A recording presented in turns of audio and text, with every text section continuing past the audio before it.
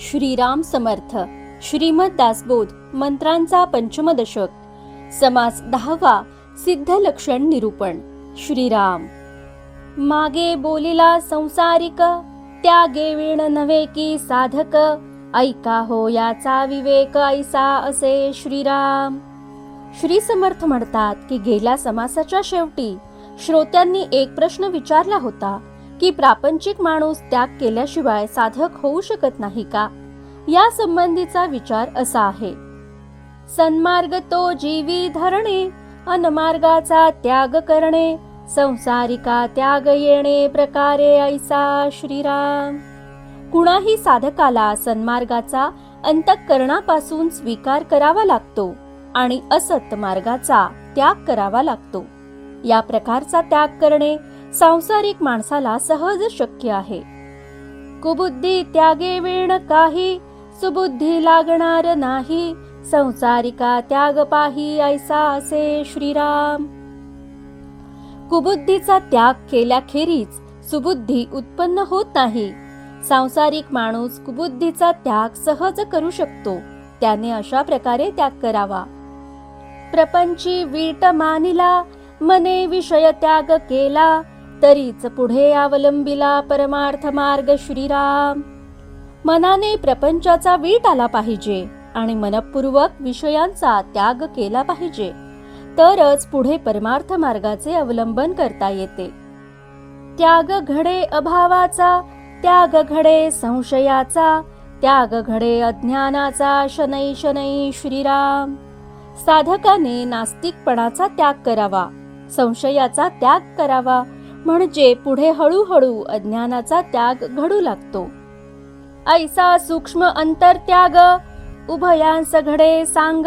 निस्पृहास बाह्य त्याग विशेष आहे श्रीराम. प्रापंचिक साधक असो किंवा निस्पृह साधक असो, अशा प्रकारचा सूक्ष्म अंतस्थ त्याग दोघांनाही करावाच लागतो. जो प्रापंचिक नसेल त्या निस्पृह साधकाला बाह्य त्याग ही विशेषे करून आवश्यक आहे. संसारिका ठाई ठाई, बाह्य त्याग घडे काही.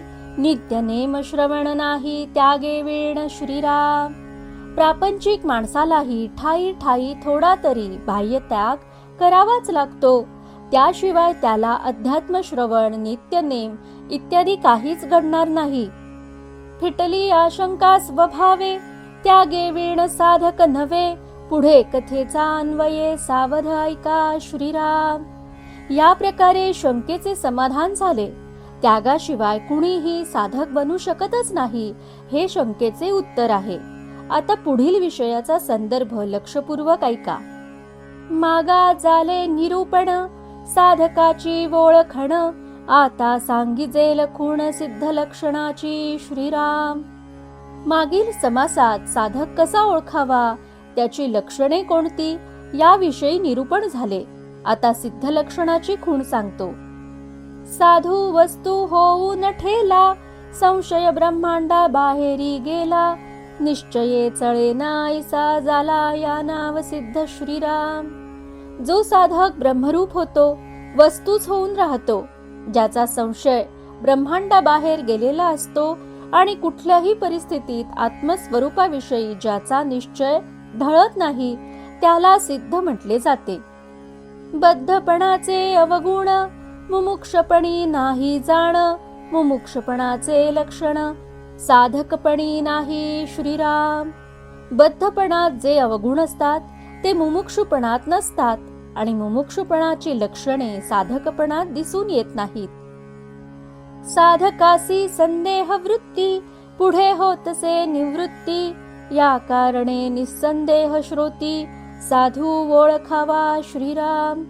साधकाची संदेह वृत्ती पुढे पूर्ण नाहीशी होऊन तो जेव्हा निसंदेह होतो तेव्हा तो सिद्ध साधू म्हणून ओळखावा. संशय रहित ज्ञान, तेची साधूचे लक्षण.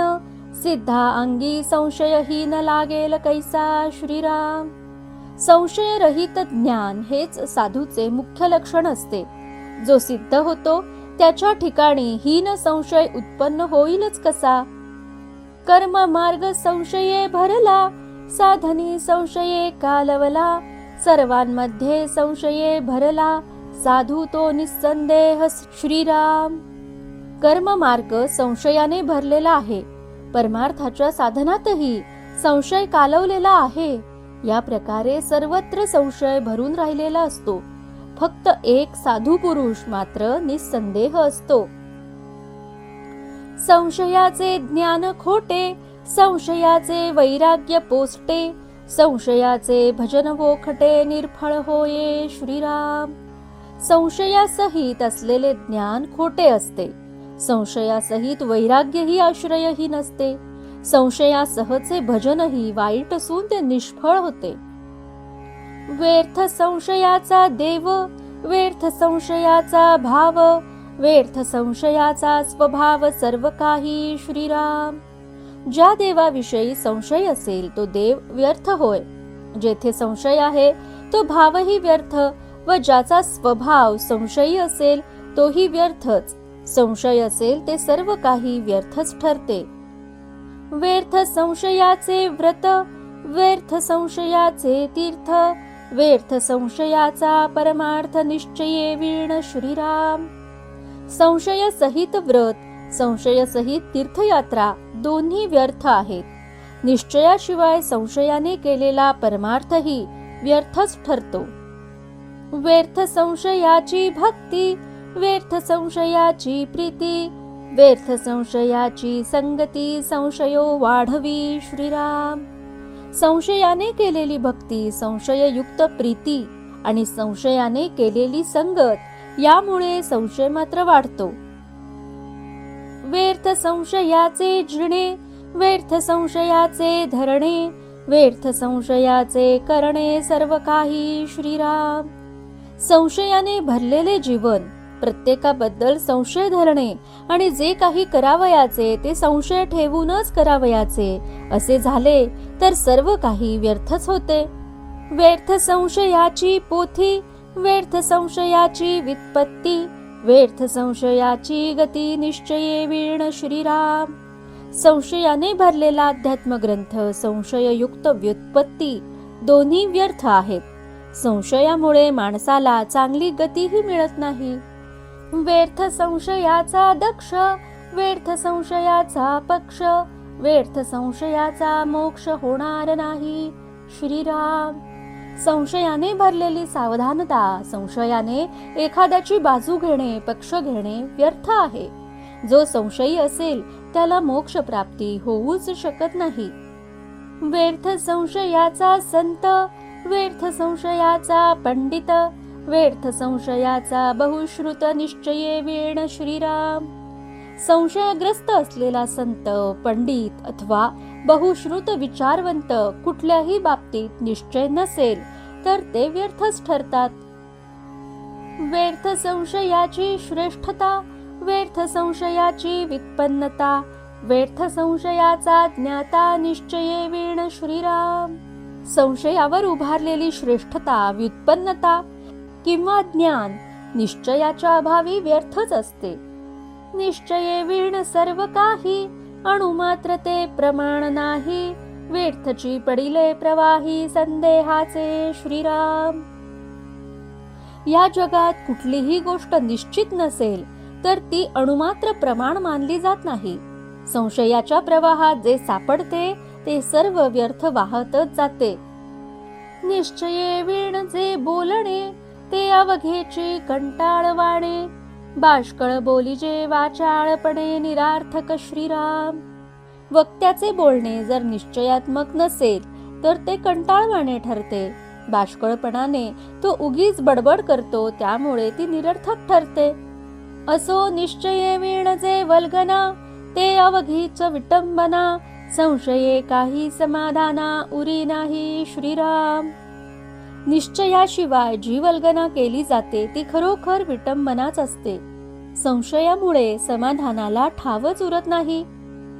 म्हणून संदेह रहित ज्ञान, निश्चयाचे समाधान, तेची सिद्धांचे लक्षण निश्चयेसी श्रीराम. म्हणून संदेहरहित ज्ञान आणि आत्मज्ञानाच्या निश्चयामुळे त्याच्या ठिकाणी असणारे समाधान हेच सिद्धाचे लक्षण होय. तव श्रोता करी प्रश्न, निश्चय करावा कवण, मुख्य निश्चयाचे लक्षण मज निरोपावे श्रीराम. तेव्हा श्रोत्याने प्रश्न केला की कोणता निश्चय करावा, निश्चयाचे मुख्य लक्षण काय ते मला समजावून सांगावे. ऐक निश्चय तो ऐसा, मुख्य देव आहे कैसा, नाना देवाचा वळसा करूच नये श्रीराम.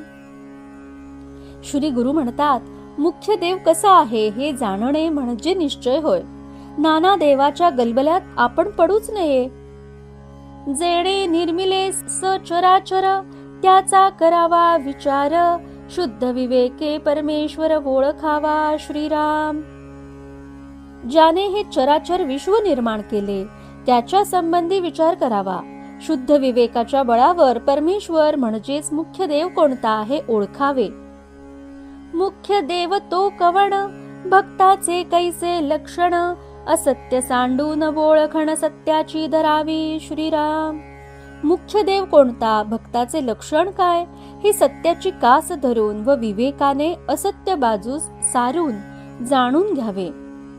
आपल्या देवास ओळखावे, मग मी कोण हे पहावे, संग त्यागून राहावे वस्तुरूप श्रीराम. आपल्या उपास्य देवतेला ओळखावे, मग आपल्या खऱ्या स्वरूपाचा शोध घ्यावा आणि मीपणाचा त्याग करून वस्तुरूप होऊन राहावे. तोडावा बंधनाचा संशयो, करावा मोक्षाचा निश्चयो, पहावा भूतांचा अन्वयो व्यतिरेकेसी श्रीराम. मी बद्ध आहे हा विकल्प तोडून टाकावा व मी मुक्तच आहे असा मोक्षाचा निश्चय करावा. पंचमहाभूतांचा अन्वय व्यक्तिरेकांसह म्हणजेच सृष्टीची उभारणी आणि संहारणी यांच्यासह विचार करावा. पूर्व पक्षेसी सिद्धांत, पहावा प्रकृतीचा अंत, मग पावावा निवांत निश्चय देवाचा श्रीराम.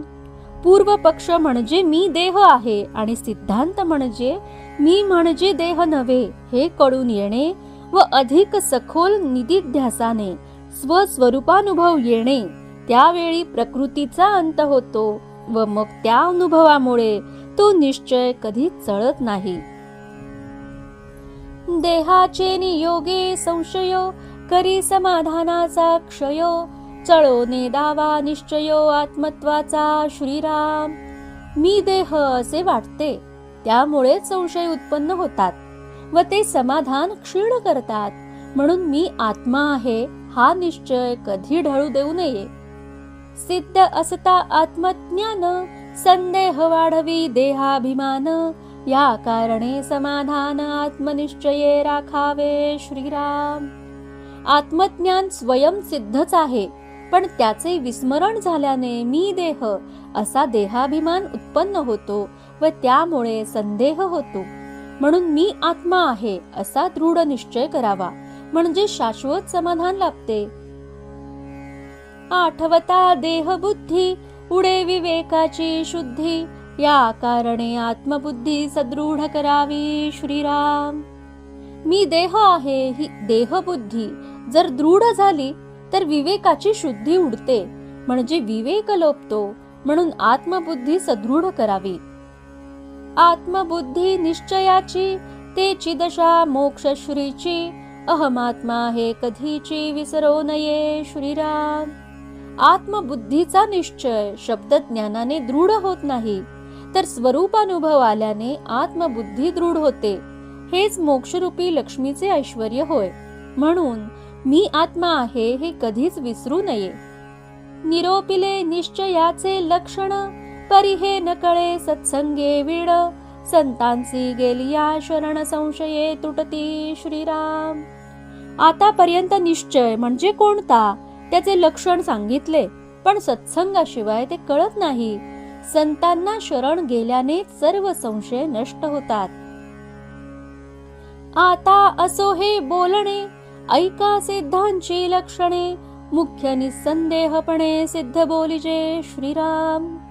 आता हे बोलणे पुरे झाले. सिद्ध पुरुषाची लक्षणे आता ऐका. जो पूर्ण निसंदेह होतो त्यास सिद्ध म्हणावे. सिद्ध स्वरूपी नाही देहो, तेथे कैचा हो संदेहो, या कारणे सिद्ध पाहो निसंदेही श्रीराम. ब्रह्मस्वरूपाच्या ठिकाणी देहच नाही तर मग संदेह कोठला. म्हणूनच सिद्ध हा नेहमी निसंदेह असतो. देह संबंधाचे निगुणे, लक्षणासी काये उणे, देहातीताची लक्षणे काये म्हणून सांगावी श्रीराम. देहाचा संबंध जेथे असतो तेथे त्रिगुण असतात, म्हणून लक्षणांची उणीव नसते. देहातीत असतो तो गुणातीतही असतो, तर त्याची लक्षणे सांगणार तरी कशी. जे लक्ष वेना चक्षुसी, त्याची लक्षणे सांगावी कैसी, निर्मळ वस्तू सिद्ध त्याची लक्षणे कैसी श्रीराम. जे डोळ्यांनी म्हणजे इंद्रियांनी जाणता येत नाही, जे इंद्रियातीत आहे त्याची लक्षणे कशी सांगणार. सिद्ध हा निर्मळ आत्मवस्तूशी एकरूप होतो, तर त्याची लक्षणे कशी असणार. लक्षणे म्हणजे केवळ गुण, वस्तू ठाईची निर्गुण, तेची सिद्धांचे लक्षण वस्तुरूप श्रीराम. लक्षणे त्रिगुणांच्या योगे भासतात आणि आत्मवस्तू तर गुणातीत असतो. सिद्ध हा परमात्म स्वरूप असतो, म्हणून तोही गुणातीत असतो, हेच त्याचे लक्षण होय. तथापि ज्ञान दशकी बोलिले, म्हणून वस्तुत्व आटोपिले, न्यून पूर्ण क्षमा केले पाहिजे श्रुती श्रीराम. तथापि हा विषय पुढे ज्ञानदशकात सांगितला असल्याने येथील बोलणे आता आटोपते घेतो. यात जे काही कमी अधिक असेल त्याबद्दल श्रोत्यांनी क्षमा करावी असे समर्थ म्हणतात. इति श्री दासबोधे गुरुशिष्य संवादे सिद्ध लक्षणनाम समास 10वा समाप्त. दशक 5वा समाप्त. जय जय रघुवीर समर्थ.